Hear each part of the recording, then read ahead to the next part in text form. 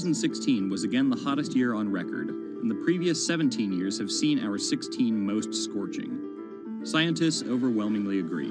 Global warming is the culprit. And it's just getting started. Ice caps, extreme weather, wildfires, droughts, and the hits keep coming. What are we doing about it? In 2015, the world took its boldest step yet to stem climate change with a historic accord in Paris. But now comes the hard part. Nations must change energy policies and invest huge amounts of money, and they will likely do it without the United States. President Donald Trump announced on June 1st that the U.S. would withdraw from the accord. The reality is that withdrawing is in America's economic interest and won't matter much to the climate. Here's the situation. Decades in the making, the Paris Agreement united the U.S., China, and more than 190 other nations in a push to limit fossil fuel pollution. The UN-sponsored plan secured pledges to cut greenhouse gases, the emissions that trap heat in the Earth's atmosphere, in an effort to avoid the rising seas and other environmental disasters that climate models predict. But even if all pledges are met, the globe is expected to warm by as much as 3.4 degrees Celsius this century, more than the UN target of well below 2 degrees. Meeting the Paris Agreement means that governments will have to offer more incentives for clean energy, scale back support for fossil fuels, make emissions more costly, and reduce deforestation. It's estimated that the deal will require $13.5 trillion of spending through 2030. Here's the argument. Unlike past climate pacts such as the Kyoto Protocol, each country set its own Paris targets and then promised to revisit and improve them. The U.S. was primed to play a lead role in climate change, but Trump's Energy Independence Executive Order reverses Obama-era rules and directives put in place to combat climate change, and expands production of coal, the dirtiest fossil fuel. The resulting policies threaten the global fight against climate change. Without the U.S. commitment to emissions reduction, other countries may join it in abandoning the Paris Agreement. This could make it almost impossible and even more expensive down the line to stop climate change. Optimists argue that the shift to a lower carbon future is already underway. Businesses, cities, and U.S. states, such as California, are already investing in wind and solar and taking other steps to make it work. I've actually been called an environmentalist, if you can believe that.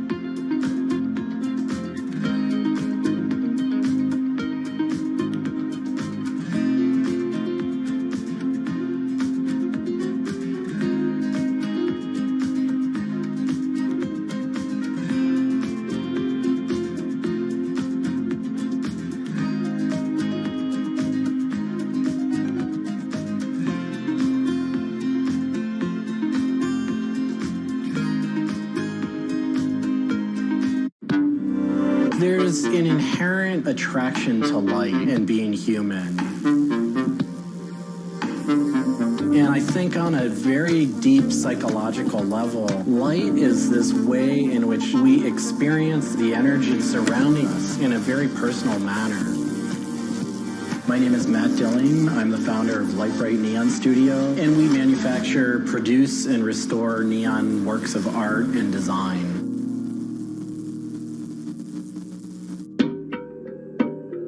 Origins of the creative content of a lot of the work at Light Bright comes from a variety of sources. Sometimes people come with a napkin sketch. Some people come with an Adobe Illustrator file. And we have a whole design team who then we kind of work together to help create layouts of what it might look like.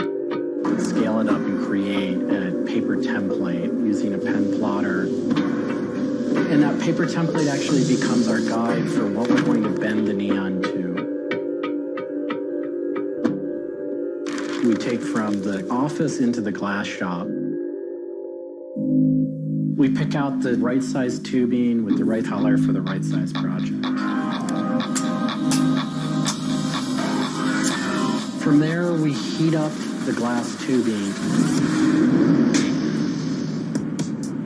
The torches heat the glass well in excess of 1,000 degrees in order for it to get into its molten state.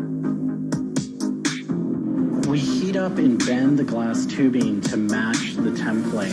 One of our chandeliers has over 100 different bends in it. So each one of those bends has to be marked for a heated up bend. We also have to allow the glass to cool between the bends so that the next area can be worked on and heated up in its own unique fashion.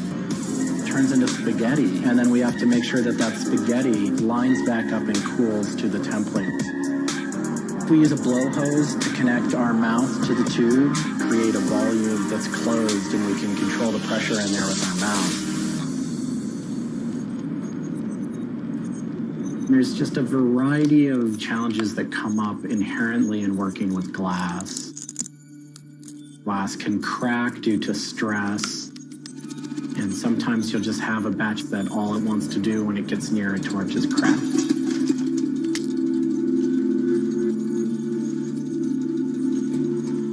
After we've bent various components, we have to go in using the crossfire or the hand torch and actually weld all of those pieces together. The last step on that is then to weld on electrodes onto either end. Each one of those steps is very, very specific. I draw inspiration from so many different experiences. It's hard to come up with one thing that's particular, but one of the ways that I really am able to connect with the creative is to float. Floating is a similar experience to meditation, to psychedelics. Going into a blackened room and laying out in a body of water and salt that's heated to your body temperature, and it allows for all sort of external stimulation to fall away. And your internal world really begins to bubble up and manifest. You really get to experience a different relationship to your mind.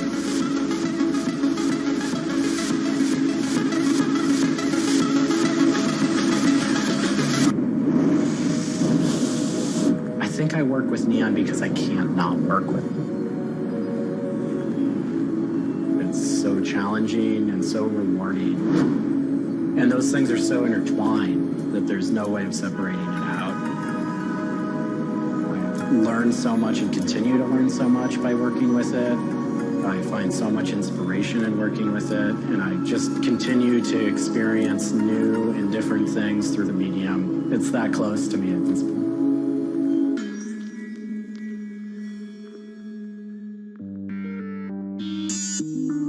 Once the neon tube is completed, we have to hook it up to our manifold for bombarding. The manifold is open, a vacuum is drawn. We check the tube for leaks with our Tesla coil. We close the tube back off, and we heat it up using a very large and powerful transformer. As the tube is heated up, it releases anything that's not inert inside the tube, and we evacuate that out. We introduce the gas into it. and we seal the tube off, sealing into that tube whatever gas we introduced into it. I think my favorite part of making a neon light is when you see it lit up for the first time. Different gases, when electrified, emit different wavelengths of light. Neon gas is this very bright orange, fiery red color. Argon gas creates a very intense blue, but that light output that is produced can then be expressed in a different wavelength by coating the inside of the tubes with a phosphor coating that takes that one wavelength of light and emits a different wavelengths. We bring it over to the aging table where we hook it up to an age-in transformer and allow it to settle, age the gas in that we've introduced to it. There's always a stray particle of something left inside the tube. But that time that the oxide coating can act to scrub whatever is left inside the tube while things are getting settled into place.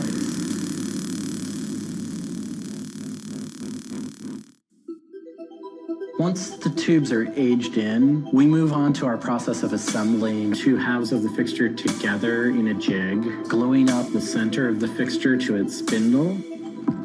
Once the adhesive dried, we would connect the wires from the fixture together into a transformer, and we turn on power and it lights up.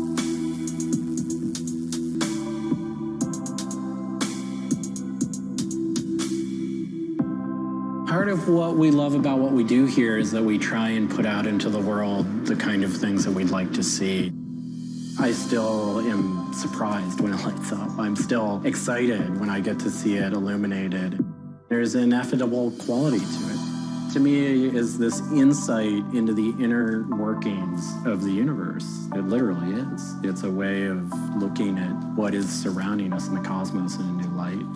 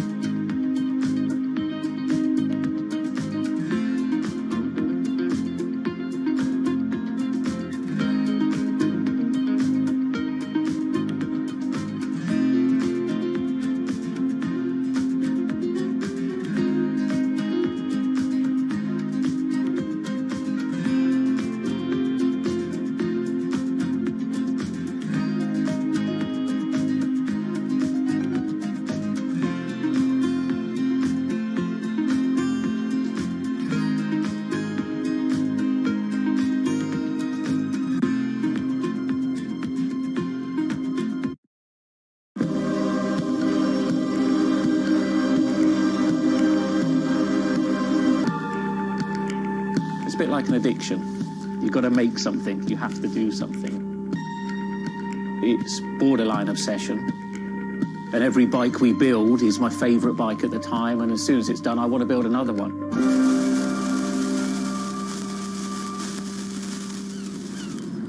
Sven Cycles is something I've been thinking about ever since I started cycling in my late teens. We want bikes that ultimately you'll really enjoy riding. There's never a bike that's the same. There's always a slight change. And as we build them individually as well, they have the marks of a bike that's built by hand. Most people I know cycle have an idea of their dream bicycle. And it may be an evolving idea you've had in your head. And we've worked with a lot of people that have come to us with sketches and scrapbooks. It's really, really nice to build something that's just one-off and unique. I think a lot of people see a bicycle as two wheels and a frame in the middle. There are a lot of subtle changes and nuances in design which can change the riding characteristics quite dramatically. I'm a really big fan of modernist architecture, and the simplicity of a modernist building is really hard to achieve. And with some of our bikes, they may look very simple, but I think people should not underestimate the time and effort that goes into designing a product. Tubing is key to a bike's feel and ride. Reynolds tubing has been in my life ever since I can remember. Growing up, I could never afford a frame manufactured with their tubing. We can now put a badge on our bike saying manufactured Reynolds, which is a sort of thing as a kid I just wouldn't have believed was going to happen.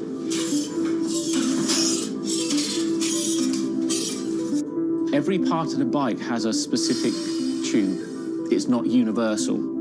The first thing we do is get the tubes out, check they're correct, check the wall thicknesses, sand the edges, make sure it's all really clean, because if it's not clean, the tubes won't join together correctly. We build in steel because I still believe it's one of the best materials to use. It's been used in bikes since the late 1800s, and they're still using it now for a very good reason. It's the flexibility that we can replace the tube, repaint the bike, and you wouldn't know it's damaged. I just like working with it. It's very sculptural. This isn't sort of aerospace precision engineering. It's a steel rule and a marker. So when we're cutting the tubes, it's within a mil or two. But what we're trying to do is take the best from bicycle building in the past and add a little bit of modern flair to it.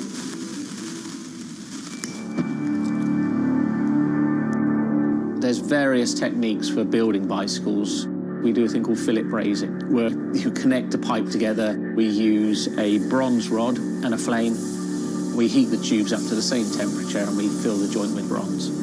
And it gives a very, very sort of fluid, lovely, sort of quite sculptural feel. You've got to practice. You've got to be able to judge material temperatures. You've got to just look at it and you just get a feel for it. It's the stage where your tubes start to look a bit like a bicycle. My father's a jeweller. He'd make sort of very pretty things, which are lovely, but for me, they don't really have any function. What I love about bicycles, you can start on a Monday with a box of tubes, you can be riding it by the weekend, and it can last you for the rest of your life.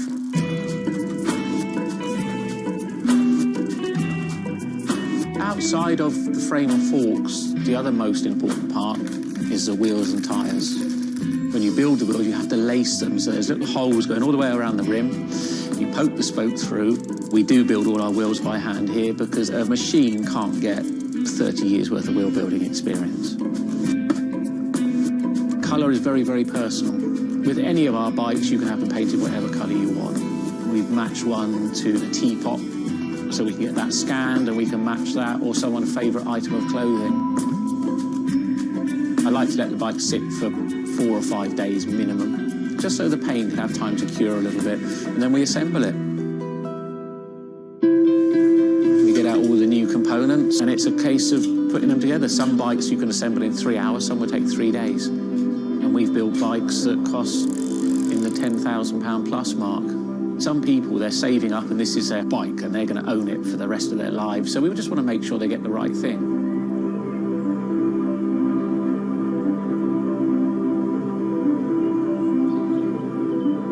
I think the bike for me was the first time I had some freedom. So as soon as I had one, I was off. lot of people still get that thrill as when they were a kid blasting down a hill, wind going through their hair. It's fun. Everyone has their favourite jacket or something that just makes them feel good. If you've got a bike that fits well, you actually feel part of it. Building bicycles as a creative outlet is fantastic. It's not something you do because you're going to get a big paycheck at the end of the day. You do it something you have a passion for it.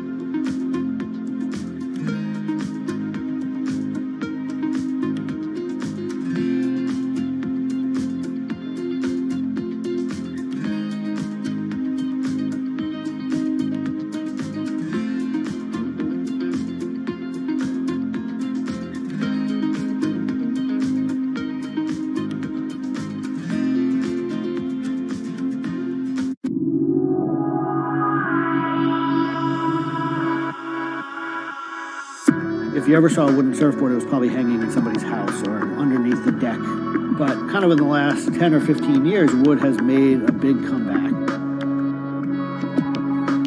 They surf wonderfully. It's beautiful and it feels great to be on one of them.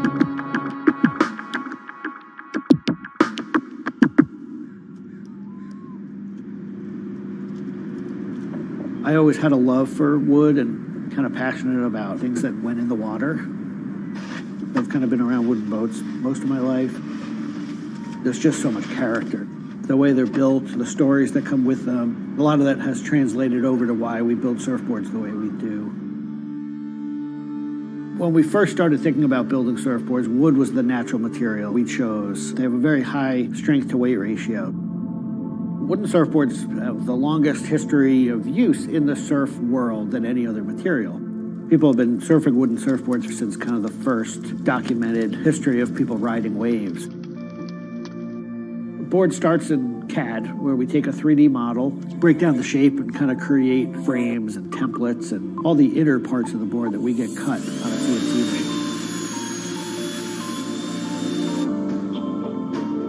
machine. We take those frames and we just pop them out, assemble the frame into kind of a skeleton. Go out to our lumber shed, pick a bunch of cedar, and bring them into our mill shop, put glue along the edges, clamp it all together into a panel. Everything's book matched, you have symmetry in the colors and texture of the wood. Cut your outline.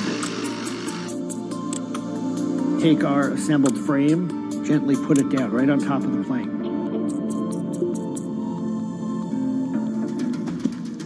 Once that foundation is started, you're basically building up the three-dimensional shape, the outside part of the board, using lots of strips that kind of interlock and fit together. Every piece of wood is going to be different, and it's all going to react differently. There are frustrations with it, but I think that's one of the things that keeps it challenging. You learn to read the kind of what the grain lines are doing and what the color of the wood is telling you.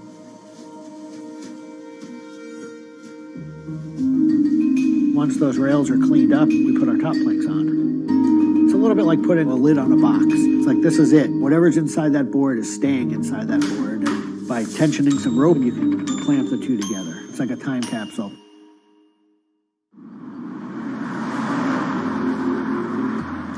What makes our boards unique are they are built right here in New York. They're built using material that grows right here in the state of Maine. They're built 100% by hand by local craftspeople and surfers. There's a lot of time that goes into these boards, between 40 and 60 hours start to finish.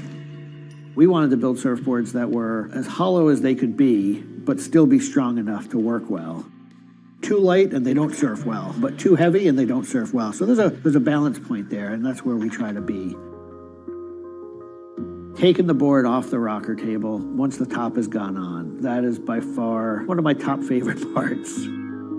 It's just you and a shaping stand, a board, and a hand plane. Everything else is out of your view. It's simple, it's pleasurable, it's quiet. You can be with your thoughts and you can just kind of be present.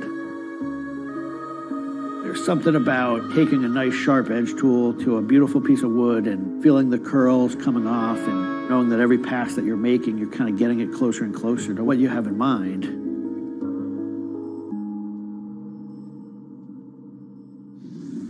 Once we've shaped it down and the board's looking like it's supposed to look like, it's time for it to go into the glassing room.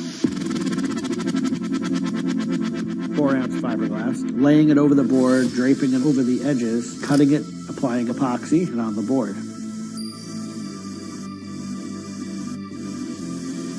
Once both sides are lamb coated, it's time to put in the hardware. Drill and router and install the fin box. And on the other side, we drill and put in the leash plug and a vent. There's a lot of air just naturally inside the board, and that air wants to expand and contract with temperature changes. And that vent has a little piece of Gore-Tex fabric in it, and it allows air to kind of breathe both ways, but it doesn't allow water to get in. Once all that hardware is put in, it goes back into the glassing room. We brush a nice, beautiful, thick coat of epoxy over the whole surface, and that we call a gloss coat. That's supposed to look beautiful and glossy and shiny and flawless. You get to see that board come to life. Whatever the colors in the wood, they really come out. It just makes it look like candy. You just want to touch it and run your hands down it, and it's just kind of the icing on the cake.